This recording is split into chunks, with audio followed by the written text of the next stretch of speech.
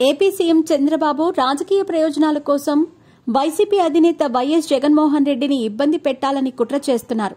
అందులో భాగంగా తిరుమల శ్రీవారిని పావుగా వాడుకునే ప్రయత్నం బలంగా చేస్తున్నారని టీటీడీ మాజీ చైర్మన్ భూమన కరుణాకర్ రెడ్డి ఆరోపించారు. భూమన ఆదివారం నాడు మీడియాతో మాట్లాడుతూ సంచలన వ్యాఖ్యలు చేశారు. విజిలెన్స్ కమిటీ ద్వారా 3 నెలల తర్వాత సైతం ఆశించిన ఫలితాలు రాలేదని, చంద్రబాబు తిరుమల అంశంపై కుట్ర చేశారని, ఏకంగా స్వామివారికే కలంకం అంటగడుతున్నారని మండిపడ్డారు. స్వామివారికి భక్తులకు ఎంతో ప్రీతిపాత్రమైన లడ్డూలో నెయ్యికి బదులుగా జంతువుల కొవ్వు వాడుతున్నారంటూ చంద్రబాబు ప్రచారం చేయటం ఘోరమైన నేరమన్నారు.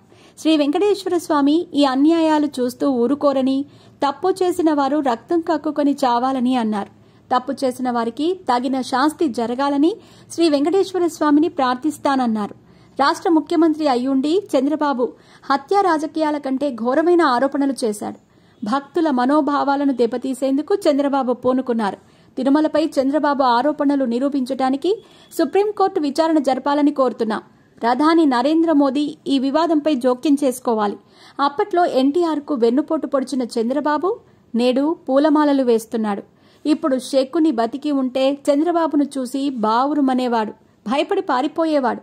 చంద్రబాబు బెదిరించిన తర్వాత టీటీడీ ఈవో శ్యామలరావు సైతం సీఎం చెప్పినట్లుగానే పంది కొవ్వు, చేప నూనె నెయ్యిలో కలిశాయని చెప్తున్నారు. తప్పు చేసిన వారు రక్తం కక్కుకొని చావాలని తిరుమల శ్రీవారిని ప్రార్థిస్తున్నాం. చంద్రబాబు అధికారంలోకి వచ్చాక వాడని నెయ్యిని వాడారంటూ అబద్దాలు చెబుతున్నారు. టీడీపీ హయాంలో 6 నెలలు నందిని డైరీ వాడారనే ప్రశ్నలకు సమాధానాలు చెప్పాలి. అతి తక్కువ ధరకు నెయ్యి సరఫరా అప్పుడెలా జరిగింది? చంద్రబాబు హయాంలో 14 సార్లు తిరిగి పంపించింది వాస్తవం కాదా? అప్పటి టీటీడీ హెల్త్ ఆఫీసర్ షర్మిస్టా ఈ విషయం చెప్పలేదా? అప్పటి నెయ్యి కంపెనీలో వైసీపీ హయాంలో సరఫరా చేస్తున్నది వాస్తవం కాదా? కలుషితమైంది చంద్రబాబు బుద్ధి, మనసు.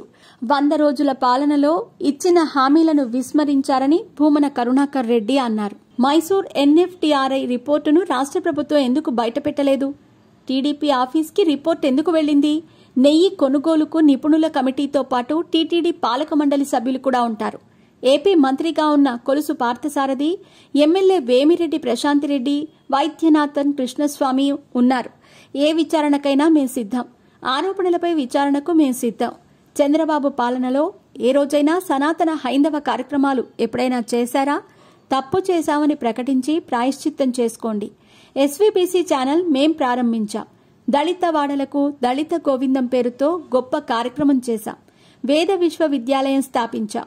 2 లక్షలు వేద విద్యార్థుల పేరుతో డిపాజిట్ చేశాం. గిరిజన గోవిందం, మత్స్య గోవిందం కార్యక్రమాలు చేశాం. శ్రీవారి కళ్యాణోత్సవాలు నిర్వహించాం.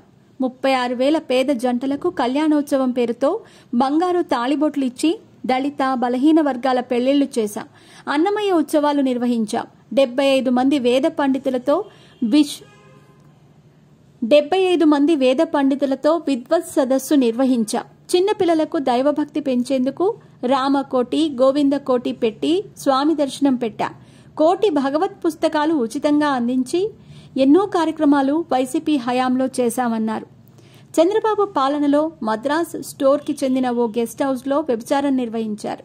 స్వామివారి అన్నప్రసాదాలు ఉచితంగా అందించే కార్యక్రమం మేము చేశాం. క్యూలైన్లో ఉన్న భక్తులకు అన్నప్రసాదాలు అందించాం. అఖండ హరినామ సంకీర్తన కార్యక్రమాలు చేసింది మా పాలనలోనే. దివ్య దర్శనం టోకెన్లు, చంటి పిల్లలకు దైవ దర్శనం మా పాలనలోనే చేశాం. తిరుమలకు వెళ్లే భక్తులు ప్రతి ఒక్కరూ తిరునామం, తిలకధారణ చేయాలని అమలు చేశాం.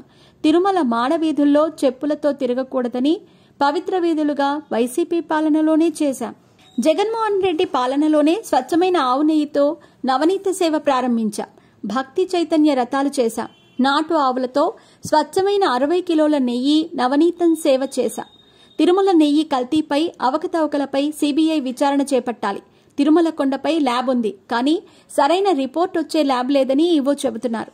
చంద్రబాబుకు పాప పరిహారం తప్పదు. చేసిన తప్పుకు చంద్రబాబు ప్రాయశ్చిత్తం చేసుకుంటున్నారు. అందుకే తిరుమల ఆలయ శుద్ధి అంటున్నాడు. ఆలయ శుద్ధి గురించి ఆగమ పండితులు చెప్పాలి, కానీ సీఎం చంద్రబాబు ఎలా చెబుతారు? శ్రీ వైష్ణవుల చేతిలో లడ్డు తయారవుతోంది. శ్యామలరావు టీటీడీ ఈవోగా కాకుండా చంద్రబాబు వద్ద ఉద్యోగిగా పనిచేస్తున్నారు. తిరుమల శ్రీవారి ఆలయ ప్రతిష్ఠ దిగజార్చేలా ఎవరు మాట్లాడినా ఖచ్చితంగా ఖండించాలి. ఇది ఏ పార్టీకి సంబంధించిన విషయం కాదు అన్నారు టీటీడీ మాజీ చైర్మన్ భూమన కరుణాకర్ రెడ్డి.